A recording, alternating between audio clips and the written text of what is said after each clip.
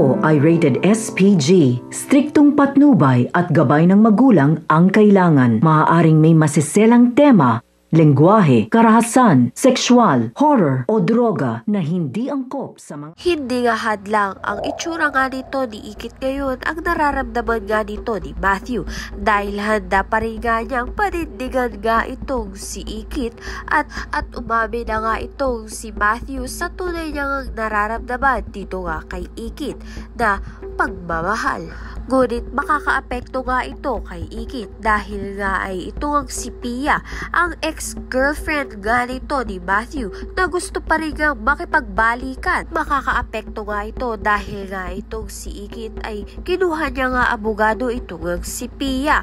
Ngunit kaya-kaya naman nga ni Pia na nabalik na rin nga itong si Ikit. Sa kabilang banda naman nga ay hindi nga tuluyan nakatakas itong si Mayumi sa kamay nga nito ni Soraya. Naging mas malupit pa nga ang nararanasan nito ni Mayumi dahil itong si Angela ay pinagmamalupitan na nga itong si Mayumi. Ngunit madudulas nga itong si Angela at masasabi niya nga ang katotohanan na mag-ina nga itong si Mayumi at si Ikit. Kaya naman kat mas lalong lumakas ang loob nga nito ni Mayumi dahil alam na nga niyang buhay ang kanyang anak at ito nga yung si Ikit. Kaya naman nga kaabang-abang ang pagkikita nga muli ng mag-ina. Ayan at iba pa ang dapat nating pakaabangan. Maraming salamat sa iyong panonood.